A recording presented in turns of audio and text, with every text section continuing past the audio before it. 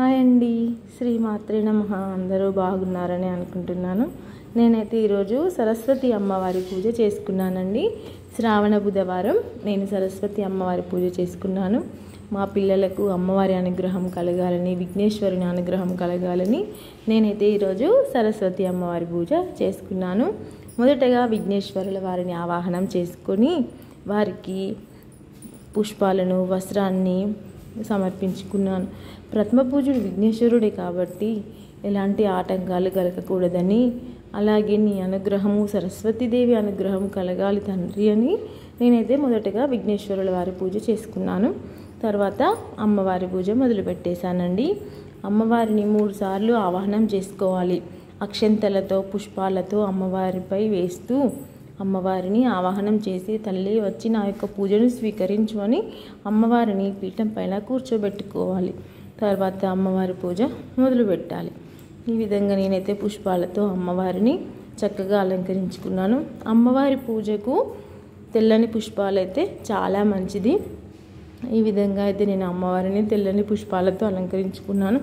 అలాగే అమ్మవారి యొక్క అష్టోత్తరనామాల బుక్లో చదువుకుంటూ ఒక్కొక్క నామానికి ఒక్కొక్క పుష్పాన్ని, పసుపు కుంకుమను వేస్తూ అమ్మవారి నామాలైతే చదువుకున్నాను.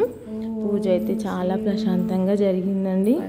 అమ్మవారికి పసుపు కుంకుమతో పాటుగా గాజులను కూడా సమర్పించుకున్నాను. ఈ విధంగా పుష్పాలు, గాజులు, పసుపు కుంకుమల అలంకరణలో అమ్మవారు అయితే చాలా అందంగా కనిపిస్తుంది కదా. దీపాల కాంతుల్లో కూడా అమ్మవారు ఎంతో అందంగా కనిపిస్తున్నారు.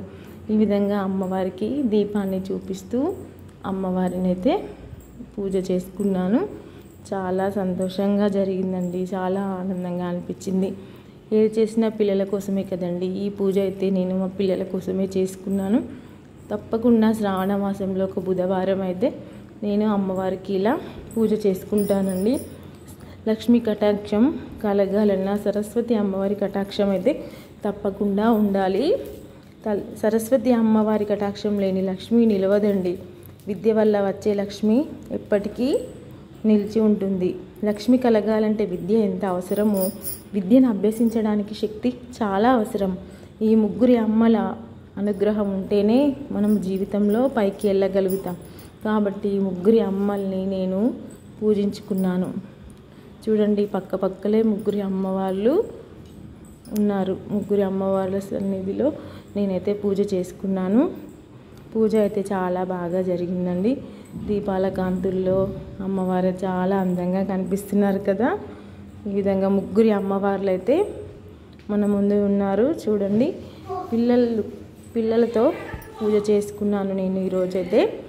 ఒక 5గురు పిల్లలకి మా పిల్లలతో పుస్తకాలను, పెన్నులను పంచిపెట్టానన్నమాట. ఈ విధంగా వాళ్ళ ఫ్రెండ్స్ వచ్చారు ఇంటికి. వాళ్ళ ఫ్రెండ్స్కి వాళ్ళైతే బుక్స్ ఇచ్చుకున్నారు. సో ఇవల్ల మా పిల్లలు కూడా చాలా సంతోషించారు. మమ్మీ నేను బుక్స్ ఇస్తాను అని. చాలా హ్యాపీగా పూజ జరిగింది. ఇదండి ఈరోజు పూజ. నచ్చినట్టయితే సబ్స్క్రైబ్ చేసుకోండి, షేర్ చేయండి. ప్రతి ఒక్కరూ పూజ చేసుకోవాలని కోరుకుంటున్నాను. థ్యాంక్ యూ అండి.